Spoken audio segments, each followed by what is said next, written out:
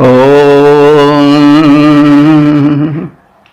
वेद प्रेमियों सुधी श्रोताओं, संप्रति हम सब ऋग्वेद के प्रथम मंडल के 123वें सूक्त के 5वें मंत्र की व्याख्या में प्रवेश करने जा रहे हैं।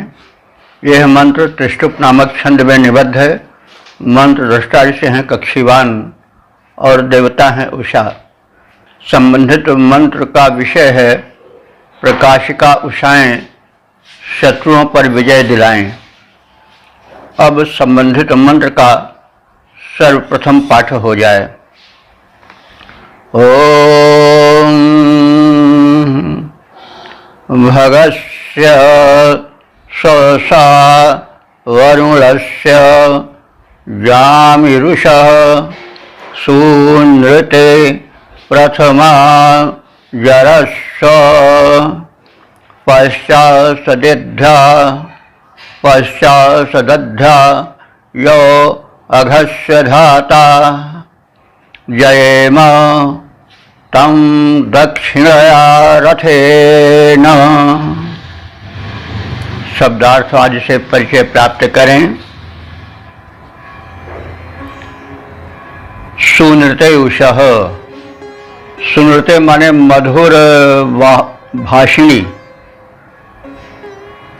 उत्तम मधुर भाषण करने वाली हे उषा देवी। तो मधुर भाषण एक उत्तम गुण होता है। मनुष्य कटु भाषण करके व्यर्थ में ही एक बितंडा खड़ा कर देते हैं। हर धर्म ग्रंथ में, उपदेश में कटु वचन के परिहार के उपदेश हैं। कागा काको धन हरे, कोयल काको दे, अपने अपने बैनते जग अपनो करी ले। कौआ किसका धन हर लेता, कोयल किसको दे देती है, अपनी अपनी वाणी से जग को अपना वह कर लेती है। तो उषा को सुभाषिणी बताया गया है और उषा काल में पक्षीगण कलरव करने लग जाते हैं। यदि हम उसको इस अर्थ में लें तो वही उसका सुभाषण कहा जा सकता है। तो हे सुनते उषः, तुम भगस्य स्वसा, तुम भग देवता की बहन हो। भग देवता सूर्य का ही एक रूप है, 12 आदित्य हैं, तो उसमें एक भग है। भग माने सौभाग्य भी होता है। और सायण ने कहा है कि सर्वैर भजनीयस्य आदित्यस्य एकः रूपः भगस्ति। तो भजनीय जो हो, जो उपास्य हो, वह भग है। तो तुम हे उषे भग देवता की बहन हो और वरुण से सहोदरा। वरुण देवता की तो सगी बहन हो। वरुण देवता भी वेद के एक प्रभावशाली दिव्य देवता हैं। तो यह सूर्य और भग से संबंध जोड़ने के पीछे यह भाव है कि उषा कुलीना है। तो जो उत्तम होता है, जिसके भाई बहन सत प्रकृति के होते हैं, उससे संबंधित सदस्य भी वैसे ही होंगे। तो भग देवता और वरुण देवता बड़े ही कर्मठ बड़े ही महान हैं, तो उनकी जो बहन होगी वो क्यों नहीं महान होगी। कुलीनत्व के कारण महत्ता उसका पैतृक गुण है। तो प्रथमा जरस, तो हे ऋतुजो उसकी प्रार्थना तुम पहले करो, क्योंकि वह कुलीन है, सुभाषिणी है, गुणवती है, अनेक वैशिष्ट से परिपूर्ण उसका जीवन है। अस्तु साउषा प्रथमा उपासनीया, अतएव भो स्तोतारः प्रथमा जरस, उस उषा की प्रार्थना पहले करो। पश्चात माने तत्पश्चात, यह अघस्य धाता, जो अघ माने पाप, यह माने जो, अघ माने पाप, जो निकृष्ट प्रकृति के आश्चर्य प्रवृत्ति वाले अधम नर हैं और जो पाप को धारण किए फिरते हैं, ऐसे पापी धर लिए जाएं, पकड़ लिए जाएं, जकड़ लिए जाएं। सदध्या, वो पकड़ लिए जाएं, जकड़ लिए जाएं। और तम दक्षिणया रथेन जयेम, और उस अधम परतापी पापी शत्रु को हम दक्षिणया रथेन, अनुकूल रथ द्वारा, जयम माने जीत लें।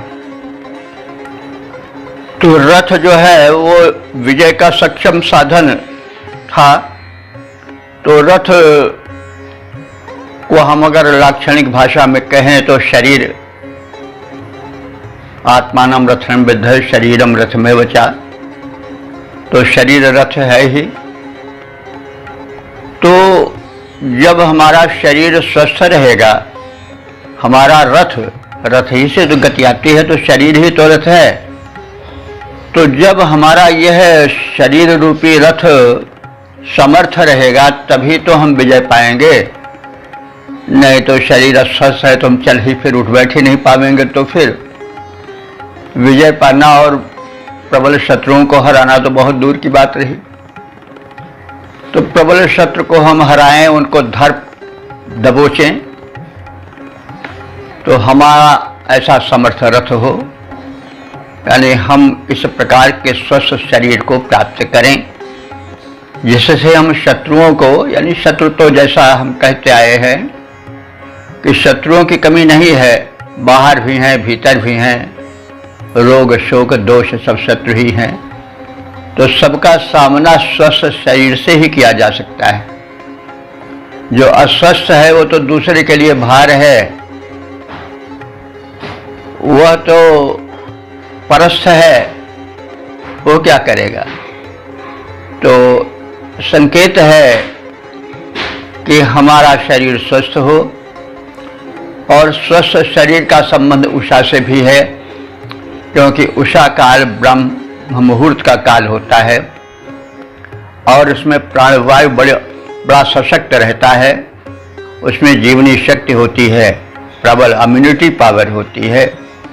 तो इस प्रकार से शरीर रूपी रथ का उषा से संबंध है, क्योंकि उषा काल में यदि हम उठ करके वायु सेवन करें, घूम टहल करके, व्यायाम आसन प्राणायाम करके, तो हमारा रथ अधिक परिपुष्ट रहेगा और हम रोग शोक आदि भांति भांति के शत्रुओं पर विजय पाते रहेंगे। तो इसीलिए कहा गया है कि तम दक्षिणया रथेन जयेम, हम उन शत्रुओं को जो हमारे बाधक हैं उनको हम उत्तम रथ के द्वारा जीत लें। तो हे सुभाषिणी, उसे तुम भग देवता या सूर्य देवता की भगिनी हो, वरुण देव की तो सगी बहन ही हो। तुम सर्वप्रथम पूजनीय हो, स्तुति के योग्य हो। अंत में निवेदन है कि जो पापात्मा शत्रु हैं, यदि वे हमारे समक्ष आएं तो आते ही दबोच लिए जाएं, पकड़ लिए जाएं, और तुम्हारे द्वारा ये जो हमारा सक्रिय रथ रूपी शरीर है, उससे हम अपने रोग शोक तथा अन्य बाधक शत्रुओं को धर दबोचे, उनको परास्त करके विनष्ट कर दें। तो अब हम इस मंत्र के छंदोबद्ध रूप को देखें। शुभ भाषिणी हो, भग देवता की भगिनी हो, उसे तुम शुभ भाषिणी हो, भग देवता की भगिनी हो। उषा देवी वरुण की बहन कहती हो। भग और वरुण देव देवता प्रकाशक हैं, तुम भी प्रकाश पुंज साथ लाती हो। इसीलिए तुम पूजनीय हो प्रथम देवी, इसीलिए तुम पूजनीय हो प्रथम देवी, क्योंकि पहले तुम ही प्रकाश साथ लाती हो। रथ से पछाड़े पापी शत्रुओं को मारें घेर। शक्तिदात्री देवी उषा, शक्तिदात्री देवी कृपा वारी बरसाती हो। तुम शक्तिदात्री देवी कृपा वारी बरसाती हो। ओम वेद प्रेमियों, सुधी श्रोताओं, संप्रति हम सब ऋग्वेद के प्रथम मंडल के 123वें सूक्त के 6ठे मंत्र की व्याख्या में प्रवेश करने जा रहे हैं। इस मंत्र के दृष्टा ऋषि हैं कक्षीवान, और मंत्र त्रिष्टुप नामक छंद में निबद्ध है, तथा प्रार्थित देवता है उषा। इस मंत्र का शीर्षक है उषा काल जागरण और कर्म जाल बिछाने का काल है। अब संबंधित मंत्र का प्रथम पाठ हो जाए।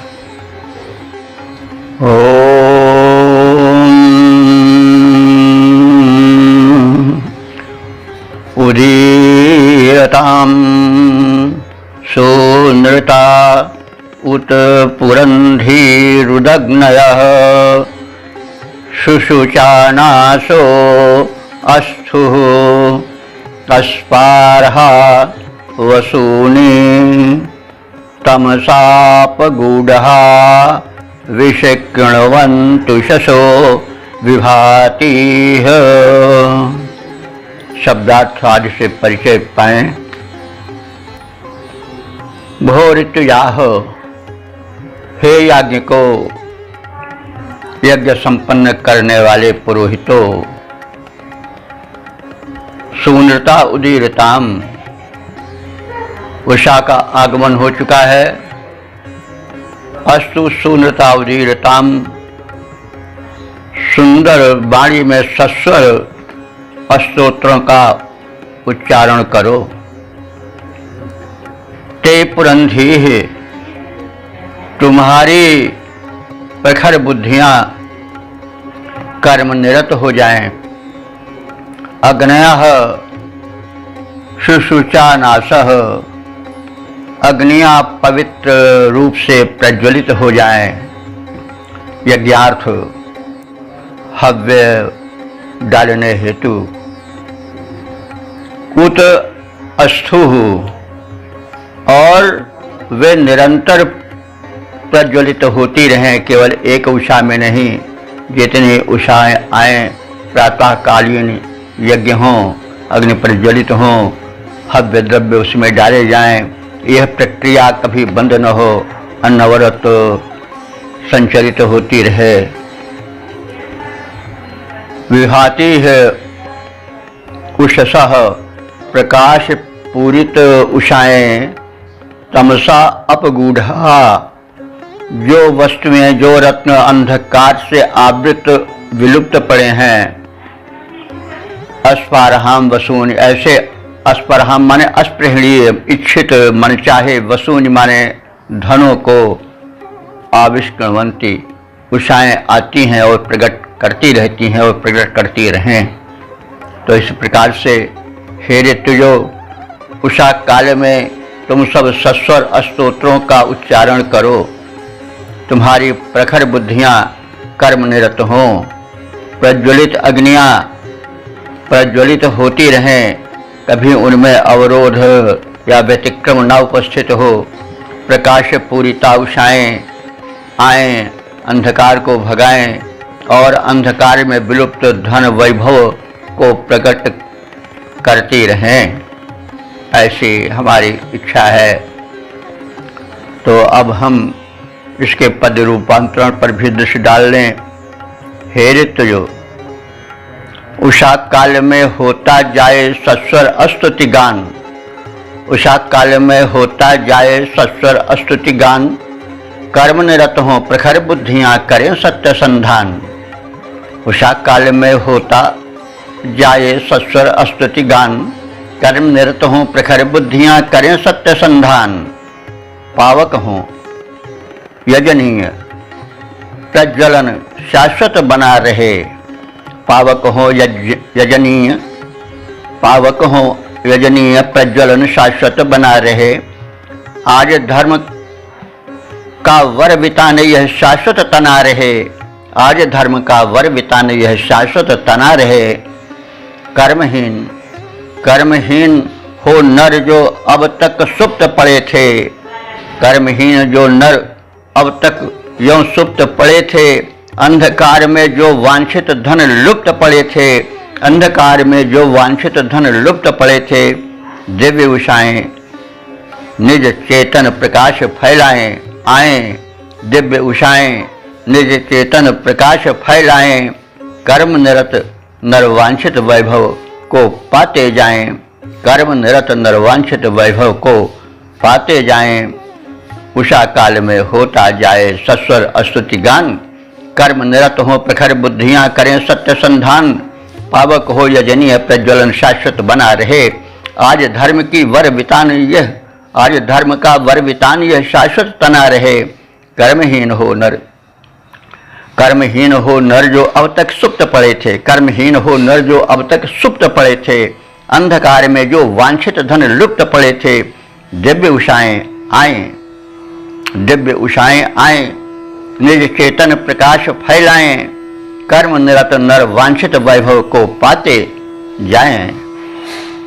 ओम वेद प्रेमियों, सुधी श्रोताओं, संप्रति हम सब ऋग्वेद के प्रथम मंडल के 123वें सूक्त के 7वें मंत्र की व्याख्या में प्रवेश करने जा रहे हैं। यह मंत्र त्रिष्टुप नामक छंद में निबद्ध है। मंत्र दृष्टा ऋषि हैं कक्षीवान और देवता है उषा। संबंधित मंत्र का शीर्षक है उषा और निशा के आगमन की विशेषताएं। अब संबंधित मंत्र का प्रथम पाठ हो जाए।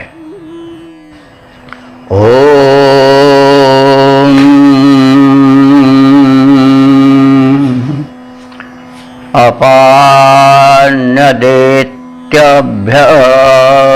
अपान्यदेत्यभ्यन्यदेति विषुरूपे अहनि संचरेते। परीक्षितोस्तमो अन्ना गुहाकरद्यो दुषाः शोषुचता रथेन। शब्दार्थ से भावार्थ आदि से परिचय पाएं। उषा निशा च, ये दोनों उषाएं और निशाएं विश्व रूपे माने विरुद्ध रूप रंग वाली हैं और अहनि संचरेते यानी प्रत्येक दिन ये संचरण करती रहती हैं। तो उषा का कुछ गौर और चमकीला वर्ण है, निशा का काला वर्ण है, कृष्ण वर्ण है। तो दोनों विरुद्ध वर्ण वाली हैं और दोनों प्रतिदिन नियमित रूप से इस भूमंडल पर संचरण करने वाली हैं। इसलिए कहा जा रहा है कि विश्व रूपे विरुद्ध रूप रंग वाली ये उषा और निशा देवियां प्रतिदिन संचरण करती रहती हैं और इनके संचरण में एक क्रम है। एक आती है तो दूसरी जाती है, दूसरी जाती है तो फिर एक दूसरी जाती है। कहने का मतलब नित्य इनका एक क्रम है। तो यह क्रम से संचरणशील हैं। अन्यत अपेति माने एक अर्थात रात्रि जब आती है तो अपेति माने क्या करती है, अंधकार में वस्तुओं को छिपा देती है। एक माने आकर, एक आकर के यानी एक से मतलब पहली जो रजनी है वो जब आती है तो वस्तुओं को अंधकार में छिपा जाती है, ढक जाती है। तो अन्यत दूसरी यानी उषा अभियति अगर वो आती है तो प्रकाश से वस्तुओं को भर देती है, प्रकट कर देती है। और इस प्रकार से परीक्षितो अन्या, ये सब परीक्षितों माने धरती के चारों ओर, क्षिति माने धरती अथवा क्षिति आश्रय देने वाले को क्षित कहते हैं। क्षित पृथ्वी को कहा जाता है कि उनको भी आश्रय देती, उसी पर तो सब कुछ टिका है, जड़ चेतन पूरा संसार, सागर, ऊंचे पर्वत, गहरे सागर सबका भार उठाती है, सब उसी पर तो हैं। तो यह उषा और निशा इस धरती के चारों ओर प्रत्येक आवास में घूमती फिरती रहती हैं। इस क्रम में एक यानी पहले निशा को लें, वह निशा आती है तो तमह गुहा अकह, तमह माने अंधकार से, गुहा माने गुफा। अंधकार की गुफा में अकह माने सबको छिपा देती है, ढक देती है, आच्छादित कर देती है। और दूसरी आती है यानी उषा आती है तो शोषुचता रथे न, वह अपने तेजस्वी रथ से आती है। उषा आता है तो तेज फैलता है, वही उसका तेजस्वी रथ है। तो शोषुचता रथे न, अपने जाज्वल्यमान तेजस्वी रथ के द्वारा अद्यवत वह प्रकाश से वसुधा तल को ढक देती है, प्रकाश को पूर्णतया प्रसरित कर देती है। इस प्रकार से परस्पर विपरीत रूप रंगों वाली निशा और उषा देवियां क्रम से प्रतिदिन संचार करती रहती हैं। एक के चले जाने पर दूसरी आती है। यह क्रम निरंतर गतिमान है, शाश्वत चलायमान है, सक्रिय है। इन दोनों भ्रमणशीला रमणियों में से पहली निशा जो है वो सबको अंधकार से आच्छादित कर देती है। तो दूसरी उषा अपने दीप्तिमान चमचमाते हुए रथ से आती है तो समग्र जगत को प्रकाशित कर देती है। जो विलुप्त वस्तुएं हैं उनको समक्ष ला देती है। रजनी का इसके विपरीत कृत्य रहता है और उसके विपरीत उषा का रहता है। यह प्रकृति में उषा निशा का आगमन सुख दुख के आगमन के भांत अथवा सज्जन और दुर्जन के, सदात्मा और प्रेतात्माओं के आने के समान ही है। तो इस प्रकार से परस्पर विरोधी रूप रंगों वाली निशा और उषा देवियां क्रम से प्रतिदिन संचार करती रहती हैं। एक के चले जाने पर दूसरी आती है। इन दोनों भ्रमणशीलों में से एक निशा जो है वह सबको अंधकार से आच्छादित कर देती है, तो दूसरी उषा जो है वह सबको प्रकाशित कर देती है। अपने दीप्तिमान रथ द्वारा आती है और प्रकाश लुटा जाती है। अब इसके पद रूपांतरण पर दृष्टि डालें। भ्रमणशील दो नित्य नारियां, भ्रमणशील दो नित्य युवतियां, आने जाने वाली, रूप रंग विपरीत परस्पर हैं दिखलाने वाली। भ्रमणशील दो नित्य नारियां, आने जाने वाली, रूप रंग विपरीत परस्पर हैं दिखलाने वाली। जग के रंग मंच पर दोनों का आना जाना, जग के रंग मंच पर दोनों का आना जाना, किंतु न संभव हो पाता है एक साथ रह पाना, किंतु न संभव हो पाता है एक साथ रह पाना। एक चली जाती है तब दूसरी यहाँ आती है, एक चली जाती है तब दूसरी यहाँ आती है। आने जाने के इस क्रम में भूल न हो पाती है, आने जाने के इस क्रम में भूल न हो पाती है। आकर अपनी गहरी काली चादर एक बिछाती, आकर के अपनी गहरी काली चादर एक बिछाती, और दूसरी रथ से अपने उज्जवल पट फहराती, और दूसरी रथ से अपने उज्जवल पट फहराती। एक निशा है, अपर उषा है, दोनों क्रम से आती और अपनी अपनी विशेषताएं दोनों हैं दिखलाती।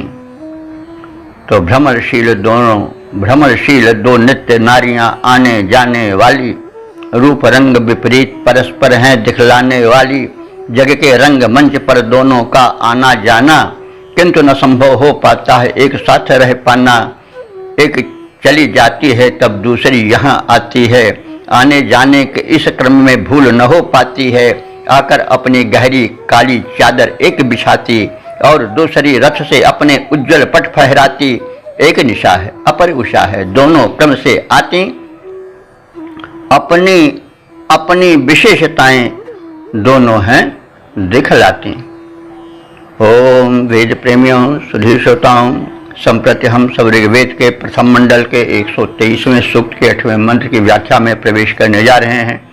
यह मंत्र त्रिष्टुप नामक छंद में निबद्ध है। मंत्र दृष्टा ऋषि हैं कक्षीवान और देवता हैं उषा, तथा संबंधित मंत्र का विषय है सूर्य और उषा के आगमन काल का अंतर। अब संबंधित मंत्र का प्रथम पाठ हो जाए।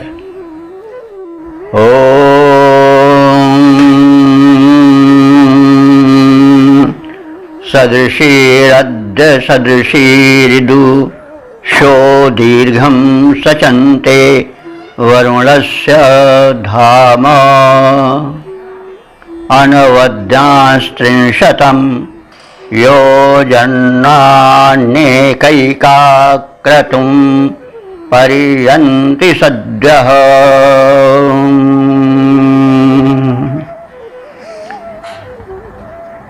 शब्दार्थ से परिचय प्राप्त करें।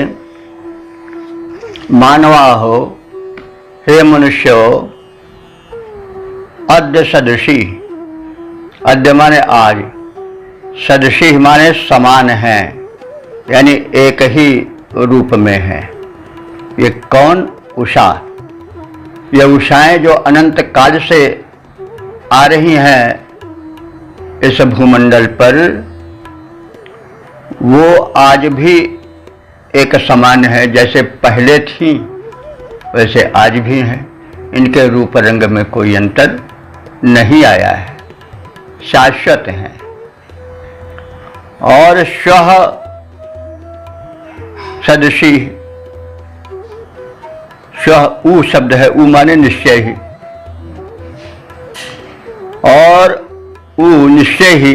ये उषाएं श्वः, श्वः माने कल, यानी कल के भविष्य काल में, यानी भविष्य काल में यह कल भी सदृशी है।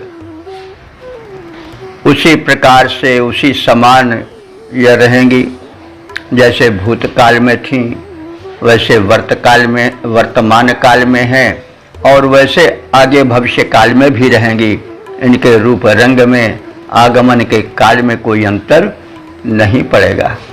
तो मनुष्यों को भी चाहिए कि वे अपनी प्रकृति को, अपने स्वास्थ्य को इस प्रकार से संभाले रहें कि उनके रूप रंग में कोई अंतर ना आने पावे।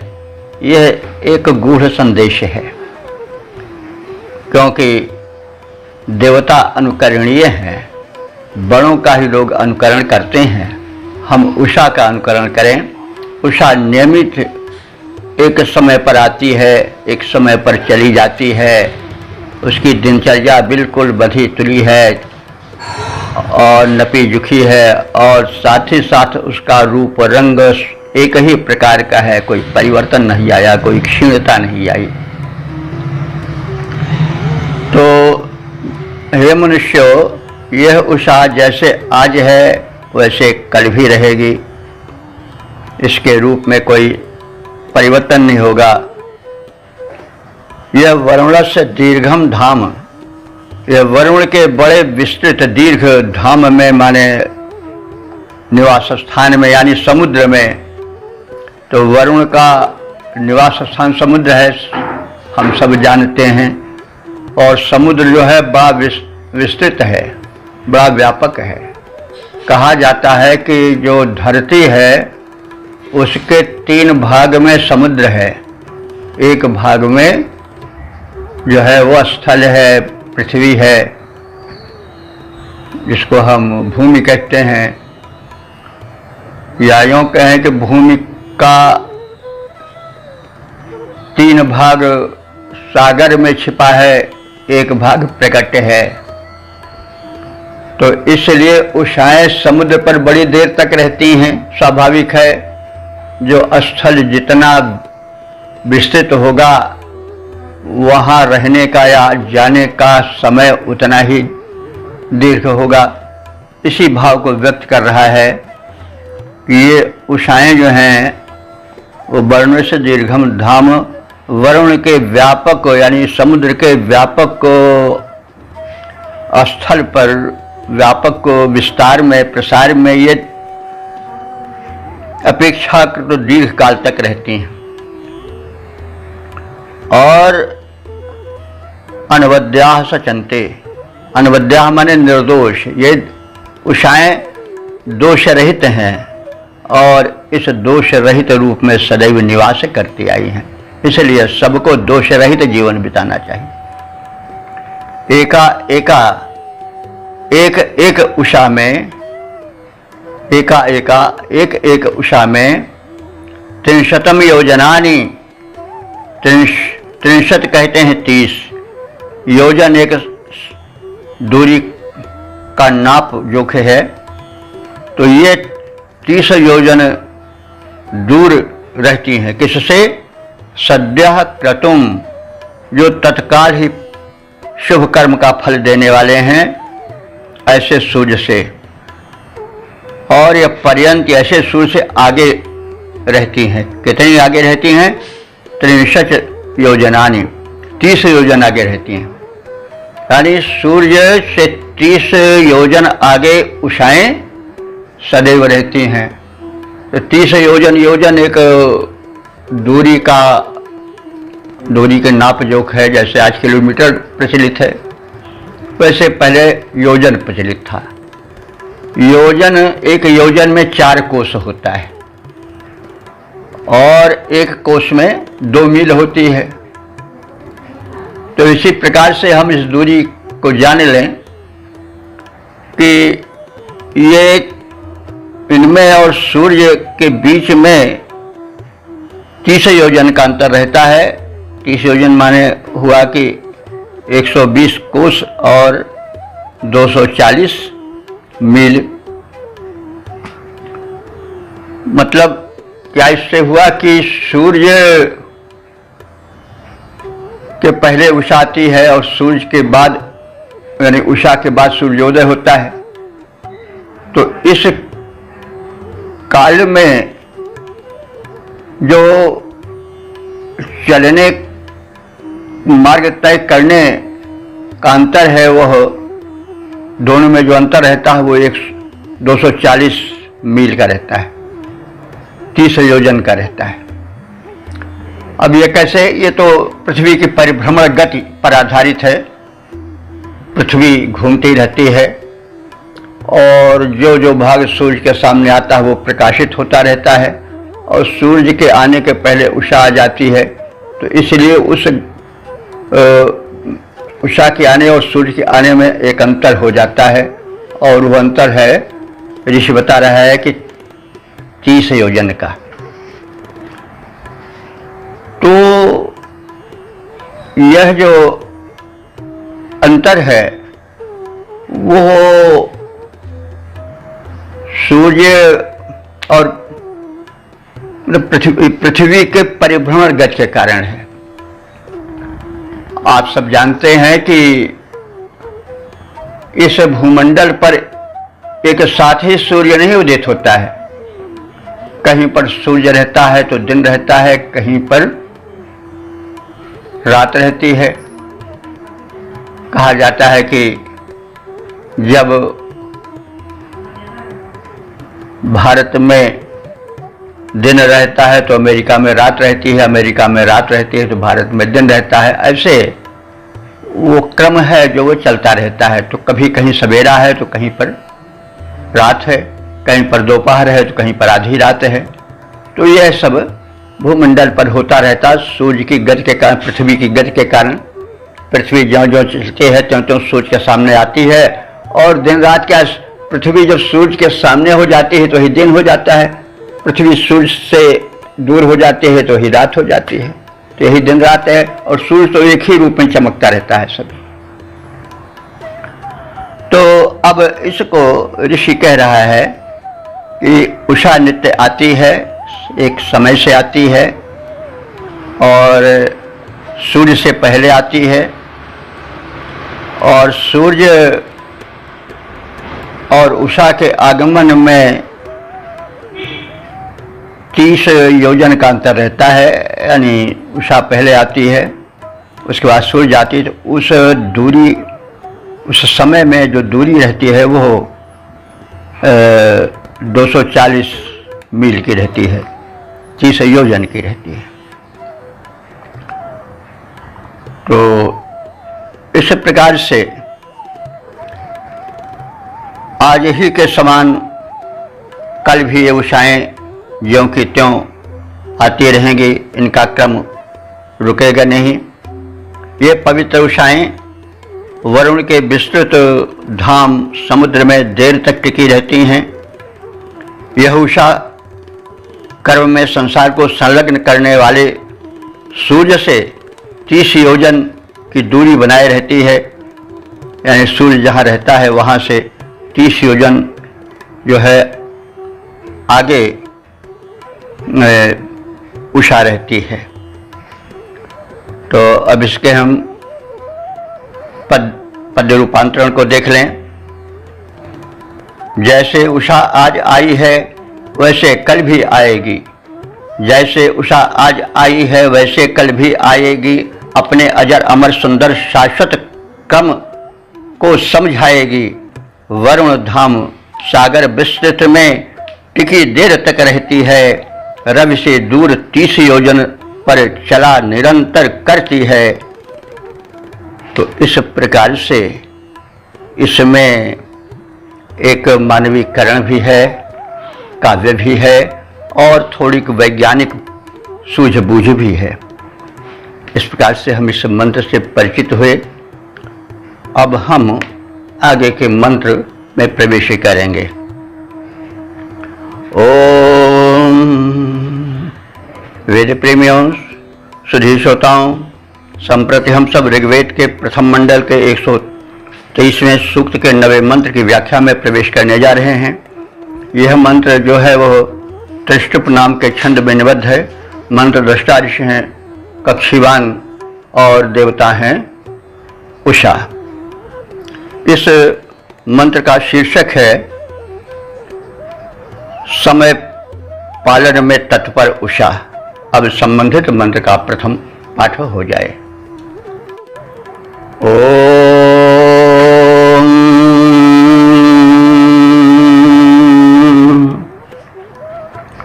जानत्यन्ह प्रथमस्य नाम शुक्ल कृष्णाद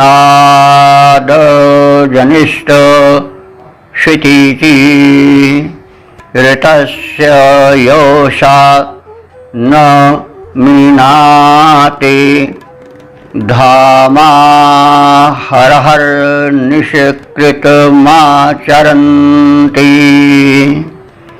शब्दार्थ आदि से परिचय प्राप्त करें। मानवाह, हे मनुष्यो, हे मननशील प्राणियों, अन्नः प्रथमस्य नाम जानति। अन्नः माने दिन के, प्रथमस्य माने प्रथम भाग के, नाम माने यश को, कीर्ति को, महत्ता को, जानती माने उषा पहचानती है, जानती है। मतलब दिन का प्रथम भाग क्या होगा? उषा काल, प्रातः काल, ब्राह्म मुहूर्त। तो दिन के इस काल के महत्व को उषा जानती पहचानती है, इसीलिए वह स्वयं उस समय पर आ जाती है। क्योंकि उषा का जो प्रथम काल है, यानी दिन का जो प्रथम काल है, ब्राह्म मुहूर्त से लेकर के एक घंटे 1.5 घंटे तक का समय वो बड़ा महत्वपूर्ण है। स्वास्थ्य की दृष्टि से, कर्मठता की दृष्टि से, ताजगी की दृष्टि से और प्रत्येक दृष्टिकोण से, उद्यम की दृष्टि से ये प्रातः काल का जो 1 घंटे 1.5 घंटे का मुहूर्त है, ये बड़ा ही कल्याणकारी है। तो उषा इस तथ्य को जानती है, इसलिए वो उस काल में आ जाती है नियमित रूप से। तो इस प्रकार से दिन के प्रथम भाग का महत्व जानने वाली उषा शुक्ला श्वेती जी शुद्ध और तेजस्विनी है। तो इस प्रकार से जो दिन के प्रथम भाग के ब्राह्म मुहूर्त वाले क्षणों को जानता पहचानता है, वो तेजस्वी हो जाता है जैसे उषा है, और वो शुद्ध हो जाता है, पवित्र हो जाता है, परिपूर्ण हो जाता है जैसे उषा है। और यह उषा कृष्णात अजनिष्ठ, कृष्णात माने निशा के कालिमा से, अजनिष्ठ माने पैदा होती है, यानी निशा के काले अंधकार से उषा प्रकट होती है। योषा, योषा कहते हैं स्त्री को। तो यह स्त्री आया है उषा के लिए। यह रमणी उषा ऋतस्य धाम न मिनाति। ऋत कहते हैं सत्य को। सत्य का 2 रूप होता है, एक तो कुछ समय के लिए होता है, अस्थायी होता है, टेम्परेरी होता है, और एक सत्य शाश्वत होता है। जैसे कोई पूछे कि आपकी आयु क्या है, तो कहेगा मैं 25 वर्ष का हूँ। लेकिन 2 साल के बाद पूछेगा तो वो कहेगा मैं 27 वर्ष का हूँ। तो बात तो 2 हो गई, और 2 बात होना ही असत्य है, लेकिन सत्य दोनों है। तो यह सत्य जो है टिकाऊ नहीं है, और एक सत्य होता है जो टिकाऊ होता है, जो शाश्वत होता है, चिरंतन होता है। उसी सत्य को ऋत कहते हैं। जैसे उषा एक निश्चित समय पर, नियत समय पर आती है, सूर्योदय एक नियत समय पर होता है, सूर्यास्त एक नियत समय पर होता है। पृथ्वी की परिभ्रमण गति जो है वो अनंत काल से एक ही गति है, कहीं गति में परिवर्तन नहीं हुआ। तो इसी प्रकार से जैसे जन्म के बाद मरण होना निश्चित है, ये सब शाश्वत सत्य हैं जो कि कभी टूटते नहीं हैं, निरंतर प्रवाहित होते रहते हैं, चलते रहते हैं। तो उसी को ऋत कहते हैं। तो उषा जो है वो ऋतस्य धाम, ऋत के भवन में, यानी सत्य में, और सत्य के सिद्धांत को न मिनाती, उसको खंडित नहीं करती है। यानी सत्य के धाम में, सत्य के व्रत को पालती रहती है, उसको तोड़ती नहीं है।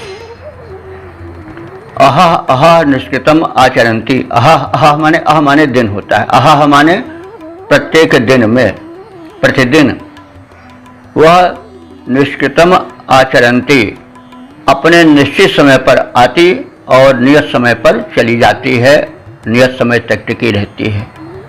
तो यह उसके सत्य के पालन का, रीत का एक उदाहरण है। और इसके द्वारा यह भी संदेश दिया जा रहा है उषा देवी के द्वारा कि समय का पालन परम आवश्यक है। उषा नित्य यौवना है।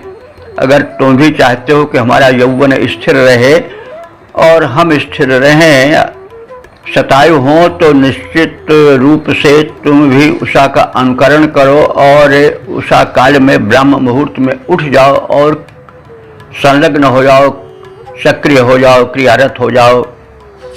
आसन, व्यायाम, प्राणायाम, ध्यान करो आदि जो कुछ भी वांछनीय है उनमें संलग्न हो जाओ। यह समय सोने का नहीं है। उषा यह संदेश देती है और समय का परिपालन आवश्यक है। यह उषा बताती है कि नियत समय पर आती है, नियत समय पर जाती है। उषा यह बतलाती है। तो इस प्रकार से दिन के प्रथम भाग के महत्व को भली विधि जानने पहचानने वाली गौरवर्णा तेजस्विनी उषा काली रात्रि से प्रकट होती है। यह रमणी उषा प्रकृति के अटल नियमों को, जिन्हें ऋत कहा जाता है, कभी तोड़ती नहीं है, कभी खंडित नहीं करती है, उसका नित्य परिपालन करती है। वह नियत समय पर आती है और नियत समय पर जाती है। उसकी दिनचर्या बंधी हुई है। ऐसे सबकी होनी चाहिए। तो अब हम संबंधित मंत्र के पद्य रूपांतरण पर भी दृष्टि डालें। दिन का प्रथम भाग प्राणी का करता है उपकार परम। दिन का प्रथम भाग प्राणी का करता है उपकार परम। स्वास्थ्य, सौख्य, समृद्धि आदि का जाने वह भंडार परम। उषा जानती सत्य परम यह, इसका पालन करती है। दिन के प्रथम भाग में भू पर चरण इसलिए धरती है। उषा दिव्य गौरांगी बाला। उषा दिव्य गौरांगी बाला, तेजस्विनी दीप्ति वाली, लेकिन उसे जन्म देती है वह रजनी जो है काली। नियत समय पर आती उषा नियत समय पर जाती है। नियत समय पर आती उषा नियत समय पर जाती है। सत्य नियम पालन करने में तत्परता दिखलाती है। सत्य नियम पालन करने में तत्परता दिखलाती है। ओम शम।